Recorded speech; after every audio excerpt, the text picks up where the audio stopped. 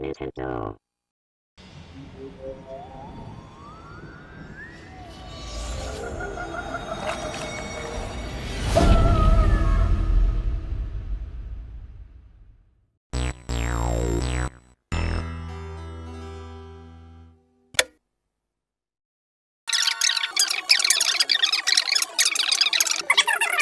So Gad knows what this thing is feeling.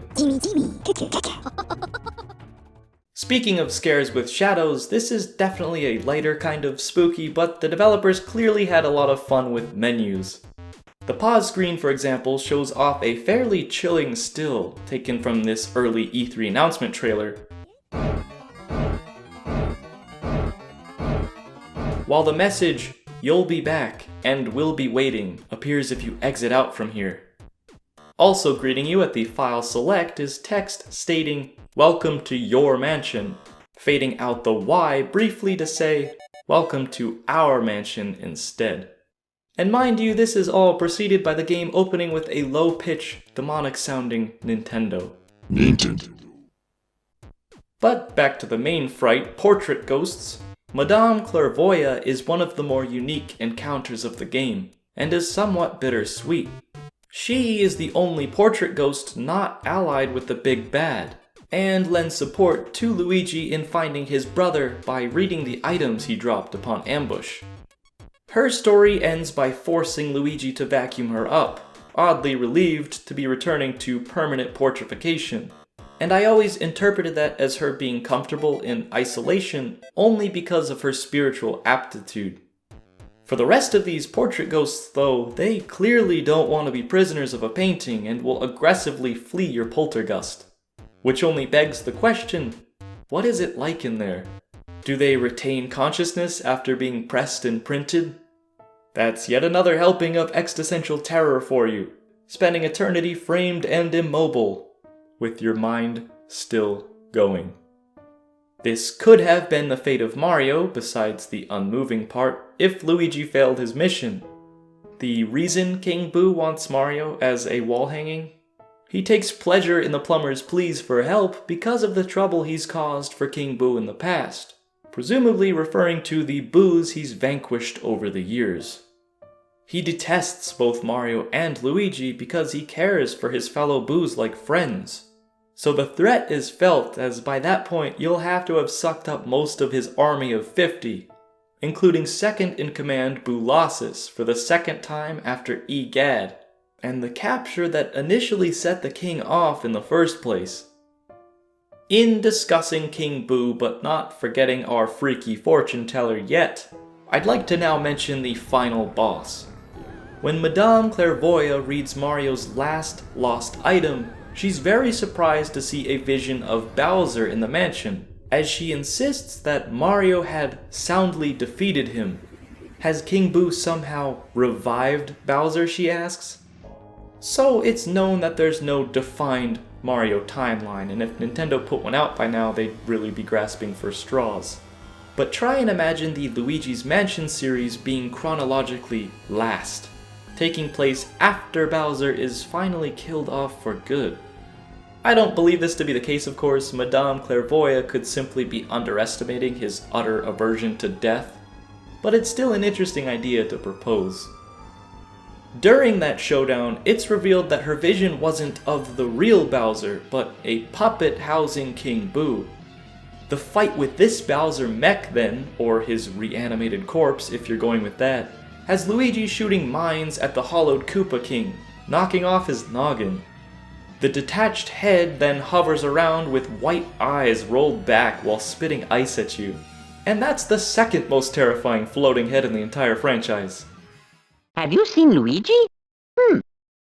If this wasn't disturbing enough, even if it is just a suit, when King Boo's HP starts getting low, the Bowser head will begin reattaching itself wrong and clumsily charge across the screen.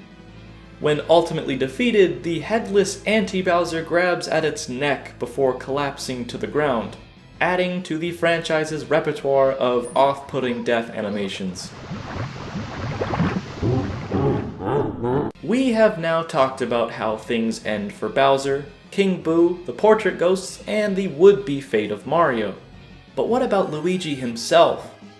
Getting a game over is quite unnerving, watching Luigi pass out while the words "good night" appear and then fade off screen. And there's no better place for an inexperienced player to have this happen than the Blackout event. The Blackout is an infamous sequence where lightning strikes the mansion's roof and the power cuts out in every single room. Light has been your only true protection from the ghosts. Each room up until now has illuminated for good, when the baddies occupying them were captured, effectively creating a safe zone.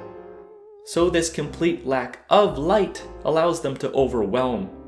For an unskilled player especially, trying to find a key to the breaker room creates this tense anxiety of revisiting once cleared rooms, now overrun by cluster upon cluster of ghosts. Before I leave today, I would be remiss to talk about the dark aspects of Luigi's Mansion and not bring up the infamous urban legends associated with it.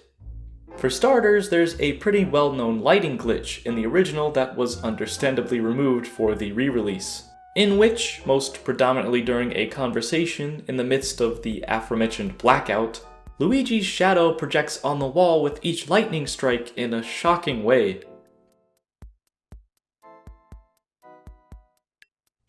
Then there's the fabled time limit. An internet rumor surfaced quite a while back that initially this game was going to have a time penalty. Something like if King Boo wasn't captured before the sun came up, then Luigi would turn into a zombie. Since I love consequence and time integration in games, this got me thinking up different scenarios. And I think it'd be coolest if the mansion would vanish like it does at the end of the actual game, but regardless of Luigi's progress. So if the player doesn't retrieve Mario's painting by dawn, then Mr. Jumpman would vanish forever, along with the mansion. It's neat to envision and makes sense to have been considered since the game's so short, but unfortunately there isn't any evidence that a central time mechanic was planned, and likely surfaced only because the E3 booth demo version featured a clock, as a way to moderate guest playtime, kicking players back to the title screen when 1:30 AM struck. My other favorite cut content found within the game's files is an unused model and graphic, including this depressed version of Luigi, just like the one at the end of that pre-release trailer, and L, an untextured, warped, white eldritch thing that can be modded back into the game if you dare. But there you have it. With all this nightmare fodder, you'd think that something from this list scared me back when I was a kid playing. But that wasn't exactly the case. It was instead something unintended, a glitch that terrorized little Thane. Most likely due to my mishandling as a 7-year-old, my disc was scratched and caused parts of the game not to work.